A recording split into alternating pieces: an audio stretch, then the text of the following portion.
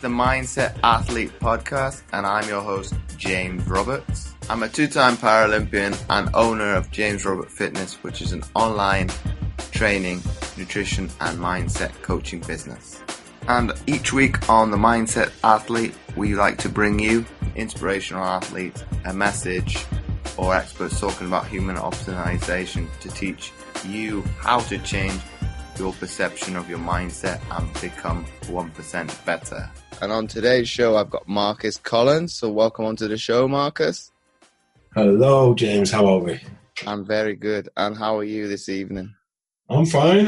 It's 9 o'clock in the evening as we're recording this show. My children are upstairs sleeping, and I'm really, really pleased to be speaking with you right now.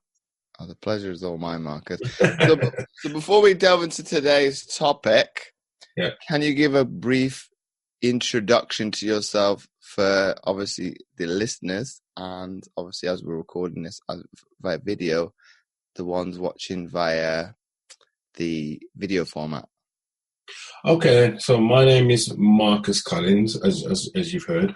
I am a proud father of 3 children, 2 boys and a girl, and I own a company with my business partner called Perfect Bodies Fitness, and we specialize in helping professional, busy females take control of their life, get confidence in their life, and get some consistency in their life. The reason being that I've had the privilege and the honor of being around through 2 special ladies, and now I've got another special lady in my life. Growing up, I had my mum, and my mum is my rock, was my rock, and always will be my rock. She brought me up as a single parent, taught me right from wrong, always made sure that there was food on the table, I had nice clothes to wear. Not so much nice trainers all the time, no, Mum, I must confess. But we'll get into that another time. So she's an amazing lady. Like I said, she brought me up on her own, and she taught me that how hard she worked to maintain, to make sure that I was okay. And she gave me that great work ethic. But it showed me that women, back in the days, I was born in the 70s, back in the days, women at that time were just stay-at-home mums, take the kids to school, get dinner ready, so on and so forth, do the ironing. My mother was somebody who went to work. And obviously, as time has passed on, we find now that more and more women are going to work and having to go to work because of the lives that we lead. So 23 years ago, I met my partner, my missus, the great Julie, and she's been my partner for life. And there's another really, really strong woman who goes to work. And the problem I find that women have in this day and age is the fact that, we've got this Instagram life, and we've got this Facebook life, and everybody has these pressures to look good all the time. And basically women are supposed to be super women now. They have a lot more to do than we do as men. And then it really resonated with me when my little girl was born 4 years ago. So my little girl's born into this new society that's this IG age. She watches YouTube all the time, and I just came up with a program, because my missus works really hard, but she doesn't always have time to fit the fitness side of things in, because she's the first person up in the house generally. She runs around getting herself ready, making sure she looks good because she goes to work, because she's expected to look good when she goes to work. Then she makes sure the kids are okay, the kids are ready, gets them ready to go to school, goes to work. Because she's a woman, she's expected to do more than a man, because they're more expected of women. And also be nice, and then she comes back home, picks the kids up, eats dinner, gets ready for the day after, and the cycle continues all the time. So women these days have to be super women, and this program is designed to not only get them fitter, because the most important thing we have in life is our health. I'm sure you can resonate with that as well, James. The most important muscle we have is our heart. It's when we don't look as good as we want to, as we're all not going to look as good as we want to eventually, because we're all going to get older, our heart still needs to keep working. So it's about feeling better, but it's also about looking better and getting that confidence in yourself. So when you look in the mirror, you actually like what you see. I know aesthetics aren't everything, but we live in a society where aesthetics are important, unfortunately. And then, of course, we also have, you actually need to like the way you feel about yourself. Okay, so you need to give it. A lot of women these days, and men, but a lot of women these days don't have any energy, tired all the time. And you and I both know through being the sports people that we are, is when you engage in fitness on a daily basis or 2 to 3 times a week, it just gives you that much more energy. So that's what this thing is all about. It's being consistent in your fitness and making sure your mindset's right for your fitness. I know you're big into your mindset as well. It's also taking control of your life so you can fit your workouts in, and you can get time to do everything and spend time with your family. And also, it's about getting that confidence. So when you look in the mirror, you like what you see back. So that's why I am the CEO of all the corner of Perfect Balance Fitness. And as you're well aware, I was a professional basketballer when I was at a younger age. I played basketball from the age of about 14, 15. And my story was, when I started playing basketball, I went with a friend of mine to a club called Birmingham Bullets, and people might have heard of it. It's not around anymore, but Birmingham Bullets. And when I first went there, I was shocking, honestly. I couldn't play basketball at all. They used to pick teams, and I used to always get picked last. Always get picked last. And they used to call me a scrub, basically. This scrub means I'm not very good. Yeah, they used to call me a scrub and said I couldn't do anything. And I remember one particular time, one person coming up to me at the end of the game and saying to me, why do you come for? Because you're just shit. So why do you come for? You'll never be any good. So why do you come for? So that I'm a sort of person that when people say that to me, it gives me determination. I don't shy away from it. Give me determination. So I spent hours and hours and hours and hours and hours honing my craft, becoming a better basketball player, till in the end, I was able to earn a living from playing basketball.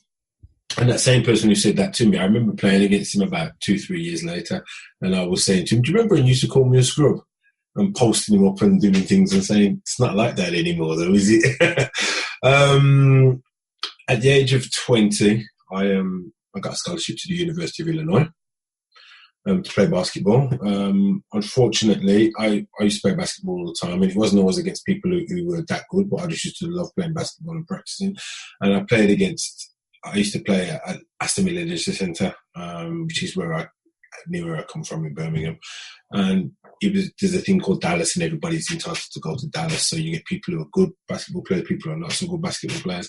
I drove baseline on this particular person, and I dunked it. As I came down, he decided to come underneath me as I'm jumping. Anybody who plays basketball knows that's not always the healthiest option.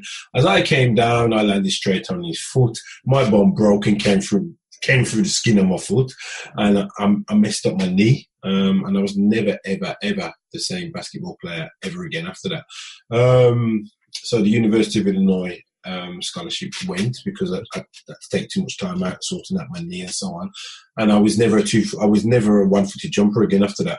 I was always, back in my mind, I never wanted to get hurt like that. So I was always a 2-footed jumper, which stopped some of my explosiveness. And so I managed to play basketball for Birmingham Bullets, and then I went to Leicester, then I went to Sheffield. And I had other things that I was doing at the same time, like property development and so on and so forth. And my story continued like that with having property development until 10 years ago now. And this is how I got into fitness. 10 years ago, I was playing basketball again, imagine that. And I went to take off with my right foot. So I went to take off with my right foot. And I pushed off with my right foot to go left, to drive on somebody going left. And I felt this like thing in the back of my ankle. And I turned around and looked around, like I was going to start swearing and cursing, like, who the F did that to me? I looked around and there's nobody there. And I said, oh my days, I've just got to snap my Achilles tendon, haven't I? I've got to snap my Achilles tendon.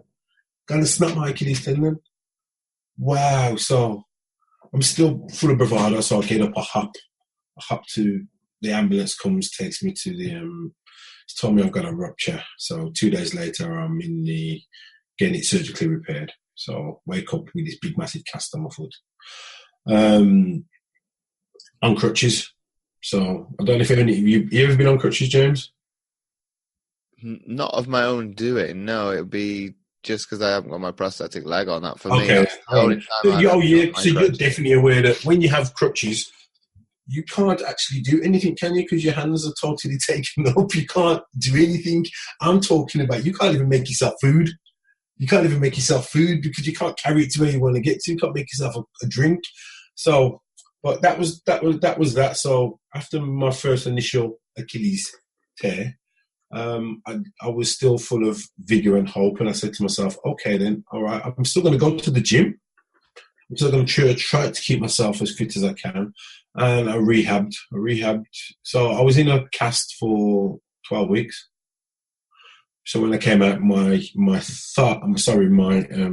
calf, honestly, it was that thin. Seriously, because I hadn't put any weight in and pressure it for 12 weeks. And so I had the long rehab process. Anybody who's had rehab knows it's not always the best thing, but I kept at it. So we go on to the next year, which is February 2011. I've got back to playing sports again. I'm not playing basketball, so I'm playing football. I'm a decent footballer as well. Decent footballer. When I was young, I used to play. I had schoolboy forms in Swindon Town. So I was a decent footballer. The only reason I stopped playing football is because my dad made me stop and told me I needed to go to church rather than play football on a Sunday. But that's another story again. In February 2011, I was playing football, and guess what happened? The other one went. The other one went. Yeah, the other one went. You are right. Said the other one went. So now I've got an Achilles rupture on my right one that's not particularly strong enough to take the weight, which is why it weakened the left one. So that one's, and they can't even repair this one surgically because they're saying you can't repair it surgically. Your right one's not strong enough to even hop around them. So, okay, so I get my boot. I'm in a wheelchair for a bit, and honestly, I seriously this time I have to learn to walk again. I cannot actually walk. I don't know how to walk properly. I've had to reteach myself to walk. When I was younger, I used to turn my feet in when I walked, and now I walk straight. So that was a good thing about that. But what happened as a result of that was I got depressed. I got really, really depressed. I thought, I can't do this again. I can't go through this again, not so quickly after the other one. And like I just said, when you're on crutches, as you're well aware, you can't cook food. So my best friends became Ben and Jerry's and Haagen-Dazs, because you can get those two things and you can throw them to the city and you can binge and feel sorry for yourself in front of Netflix or whatever was on at the time. I spent a lot of time watching Grey's Anatomy, if I remember right, and a lot of time watching basketball, which I still do, and football. I'm a Man United supporter for my woes at the moment.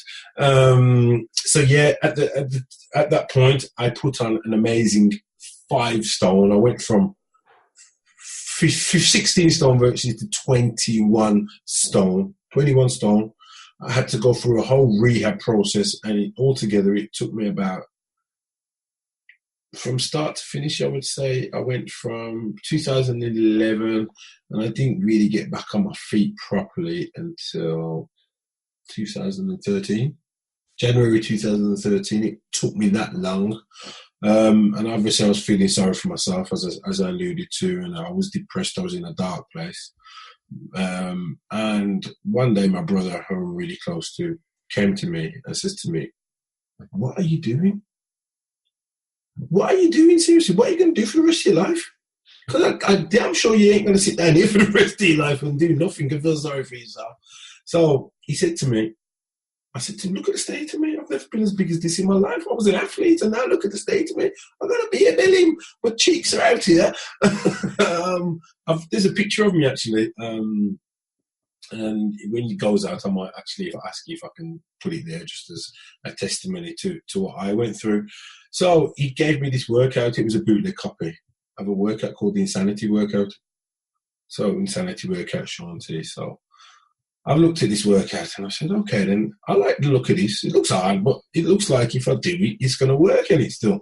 So I've done the Insanity Workout for 60 days straight, or you get 60 days, but you have breaks in between. So it's about, all in all, it's about 10 weeks or something like that.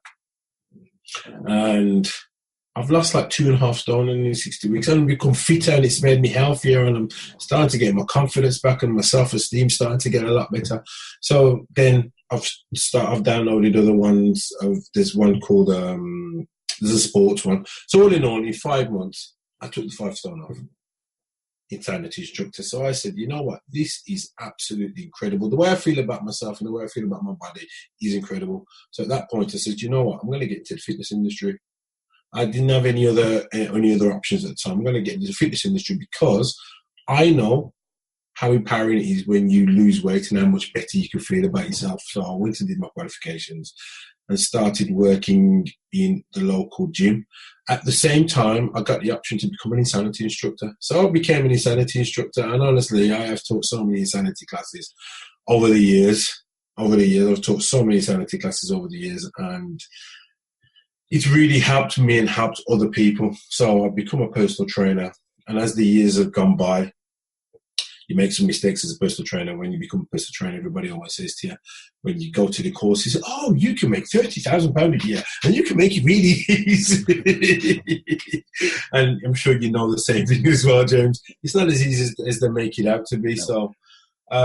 So over the last 3 years, I've formed a company called Perfect Bodies Fitness, and we have helped, I would say, over 150 women, because we get the majority. We never started off as a niche, as busy professional females, but it's just that what's come to us is just 95% of the time it's been females that have come to us.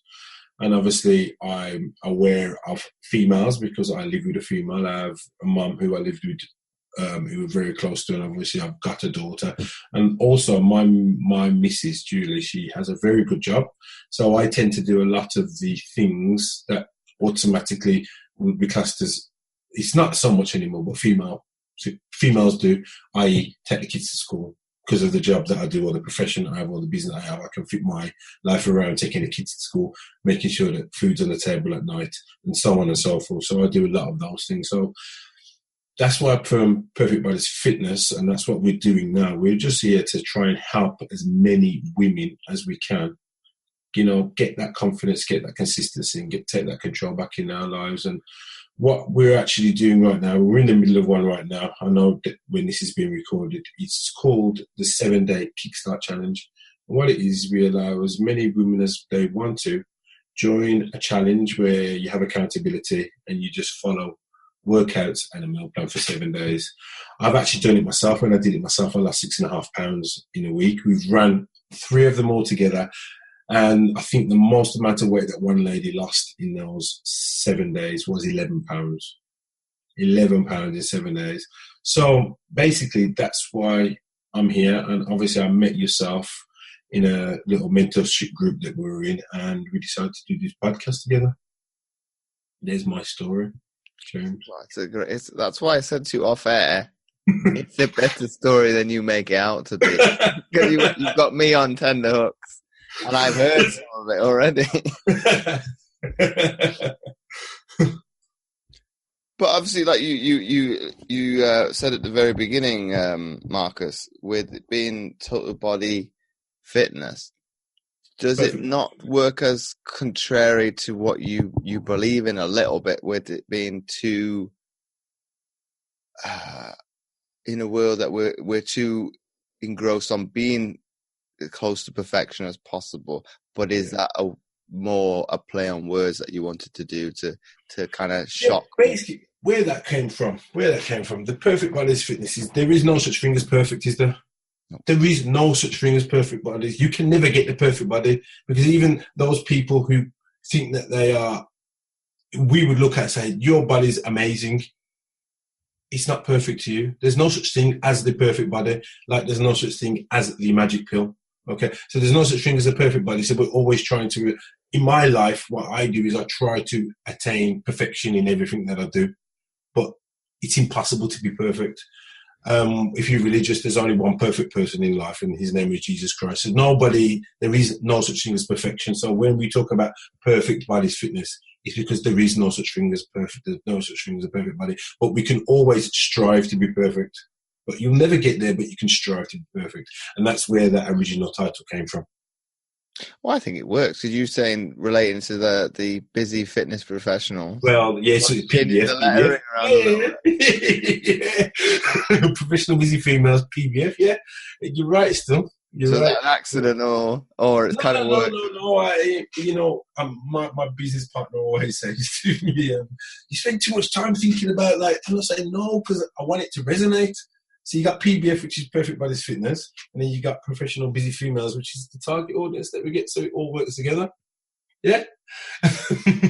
Well, that can sometimes cause decision fatigue though, because you're overthinking it. Yeah, you are correct. You are correct, and that's something he actually alluded to today when I was talking to him, because part of what we do as well is in part of the program that we do is we work on 4 main principles. So we have 4 main principles to this program. So we have purpose, yeah. We have provide, physical, and then we have people and place. So it's all the P's basically. So these are the 4 P's that you need in order to get anywhere in life, as far as I'm concerned. I mean, every single day, in my humble opinion, I try to increase the quality of my life. So I try to do something to increase the quality of my life. And these are the 4 cornerstones of my life that I always look to try to improve the quality of my life. Obviously, you have that purpose in life. You have to have focus. You have to know where you're going and what you're doing. Okay? Provide. We all need money. Unfortunately, or fortunately, however you want to look at it, nothing in this world is free. So I need to provide for my family. I need to provide for myself. I need to provide for my missus. Physical, that goes without saying, do good if you don't feel good. Yeah? Physical wise. And then obviously, the last things is we need to have fun in life, play, and we need to make sure we look after the relationships we have with the people that we love. So this is where those 4 things come from. And those are 4 things that I live in life every single day. So I'm coming back to that point that you raised with obviously your injuries. Have you stayed clear of basketball nowadays then? You know what? I've never, ever, ever played a game of basketball ever since that.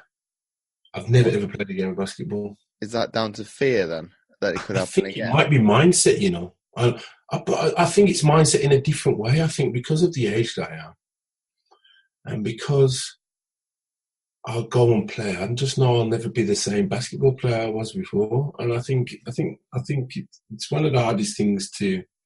It's one of the hardest things to deal with is the fact that you can no longer do what you used to do. I think as a man, it's really hard. It's part of your ego, isn't it?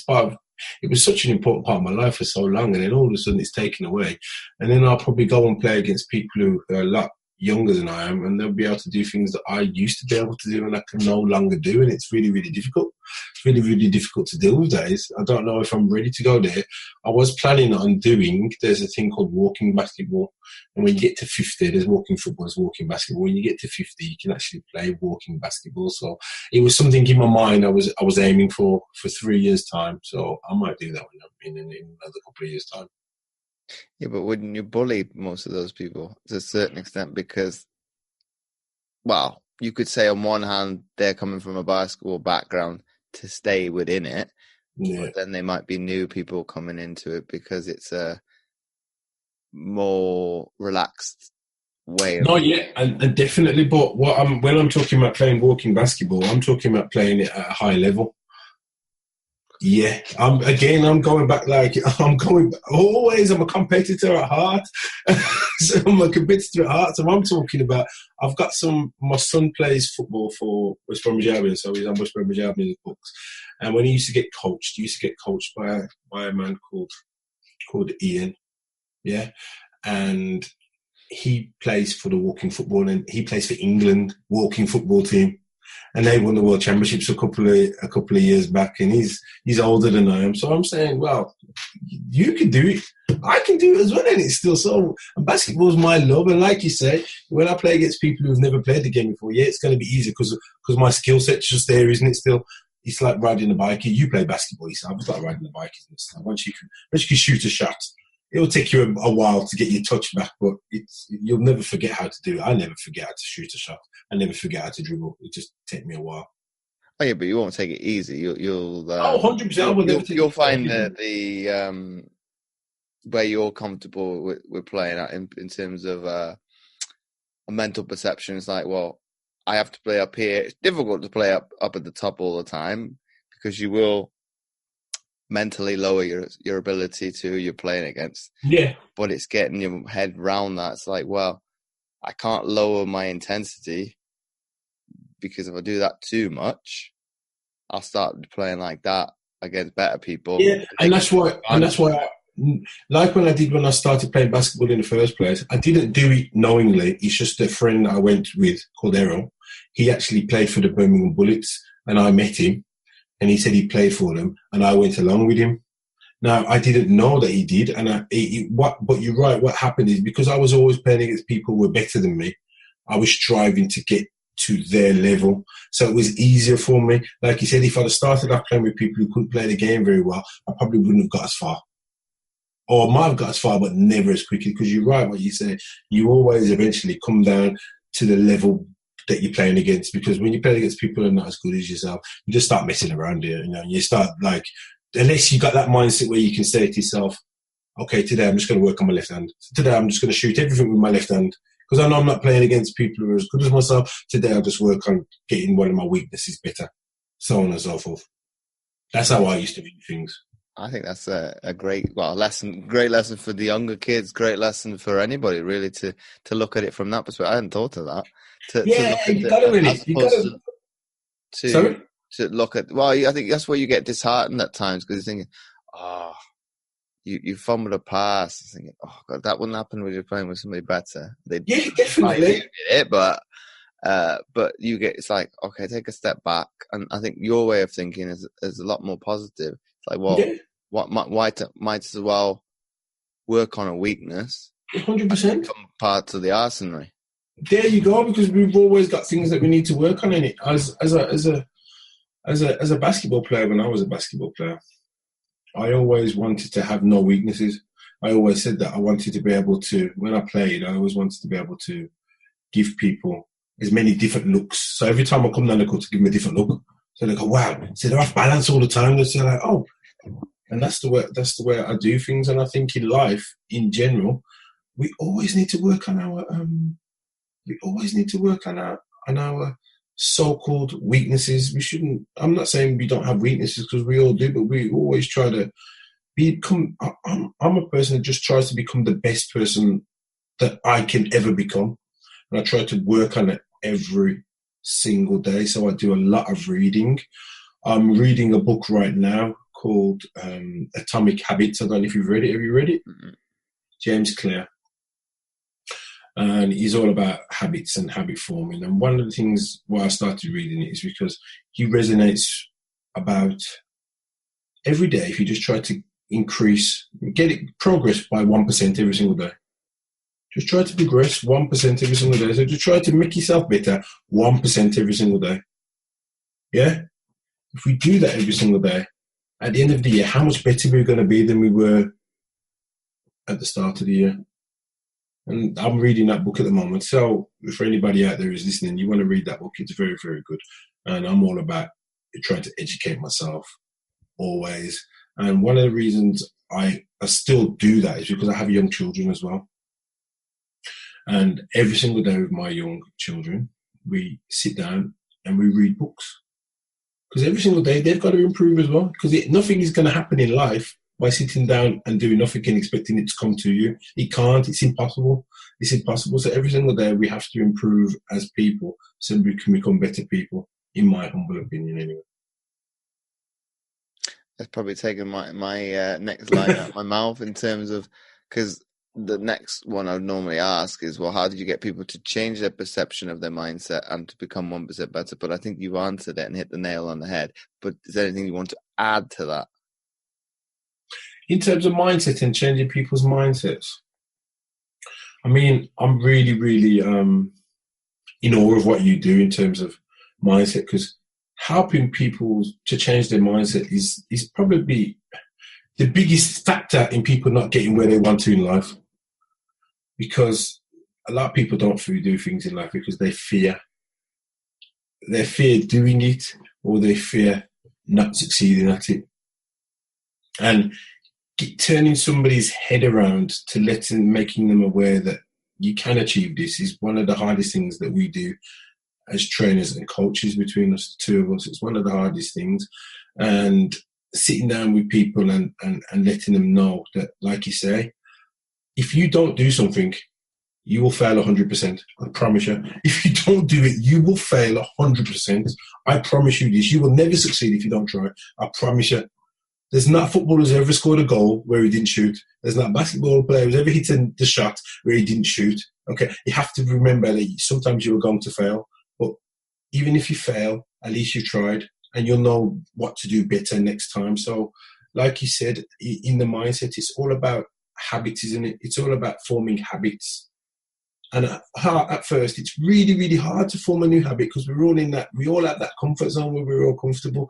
And as me and you have spoken before we started, we get comfortable in where we are and we don't want to be taken out of that comfort zone. But in order to progress in life, we have to come out of that comfort zone. We have to test ourselves. Even those people who are rich beyond belief or have everything they want in life, it's not always going to be that way. And the people who are like that tend to not want to stay in their comfort zones anyway. People who are super athletes or super successful in whatever they do is because they don't stay in their comfort zone, because they're always willing to push. But they also have incredible habits and incredible ethics and work ethics in what they do. And I've noticed as I've gone along this journey in my life that the more successful people in life are people who have diaries, and their diaries are set out where they have to be and what they have to do for a lot of the day. And that's how I believe that habits are formed. Get a diary, set out what you want to do in diary, make sure you do it on a daily basis until it becomes second nature. It's like, I always give this story, don't I, to me. Most people in life like to brush their teeth. I know I do. I don't like not to brush my teeth. So it's second nature, isn't it? It's second nature to everybody, though, isn't it? There's very few people it's not second nature to. It's second nature to brush your teeth every single day. And the reason why you brush your teeth every single day is because as a child, your mother made you brush your teeth every single day. And when you got older, you made sure you brush your teeth every single day. There are a lot of reasons why you brush your teeth every single day. But the main thing is because it's something that you do every single day. You don't even think, you don't brush your teeth. You haven't brushed your teeth this morning thinking, if I don't brush my teeth, my mouth's going to stink, or my mouth's going to feel horrible, or when people speak to me, it's not going to smell nice. You're not thinking that when you brush your teeth. All you're thinking is, I do this every day. Before I leave the house, some people do it before their breakfast, some people do it after their breakfast, but they have a routine where they brush their teeth every single day, and you don't think about it. It's just a habit that you do every single day. My missus, every single day, I can tell you her habit every single day. Gets up, shower, coffee, upstairs, makeup. Every single day, she doesn't even think about it. She doesn't even think about it. And it's just habits. It's habits. It's all about habits, and it's about getting people just to change their habits. But obviously, we can't get people to change their habits totally straight away because it's too much. We're getting to the end of March, and you work in the fitness industry, I work in the fitness industry, and you always see in January. What happens in January? What happens in January? That New Year's resolution. New Year's resolutions. And how do people start this New Year's resolution? Right. I'm not going to ask anybody for help, by the way. I'm not going to ask anybody for help. I'm going to go to the gym. I'm going to make sure I eat chicken and broccoli every single day. Every single day I'm going to eat chicken and broccoli. Yeah, so I'm going to cook up a whole bunch of food. I'm going to have chicken and broccoli every single day.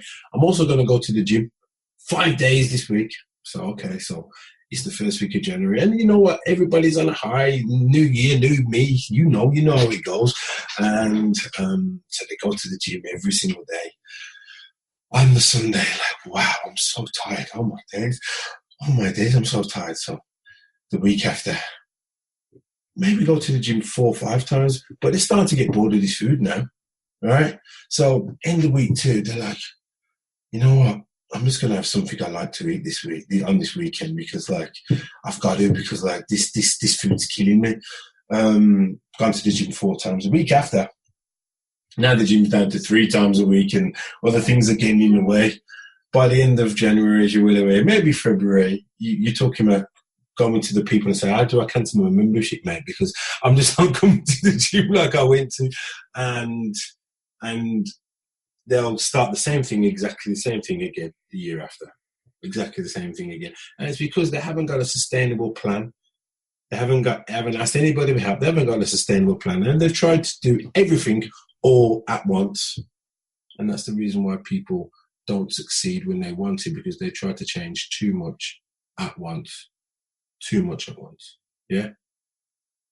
There's a reason why people who are addicted to drugs and cigarettes and drink, they can't just come off it straight away. It's impossible. You have to manage your way.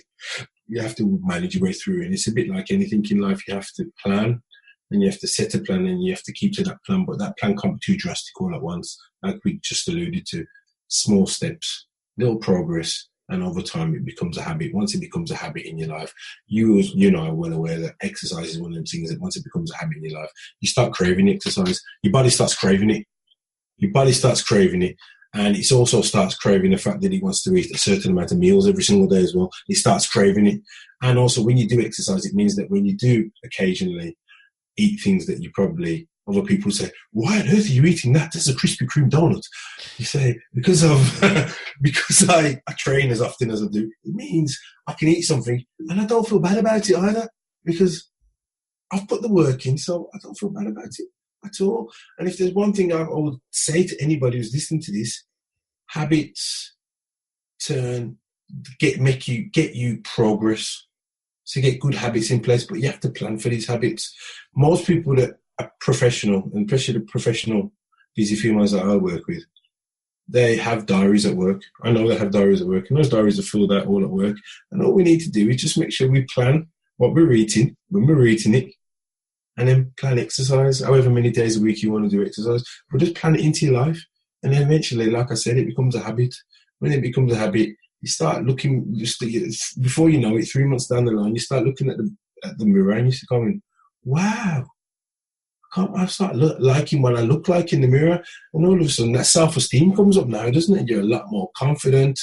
And also, you started to take control of your life because your life is planned. So now you've got your workouts, and now you've got more energy, and you're thinking, like, I've got more energy so I can spend more time with the kids. I've got more energy so I'm not always stressed with my husband and my partner. I've got more energy so I can just do the things I like in life. And there's no better feeling than that in life. Honestly, I can allude to that seriously. There's no better feeling in life. And my final question to you, Markus, before we wrap up the episode, if you had to summarize what we've been speaking about tonight into one sentence for people to take away, what would that be? Oh, now you're asking me.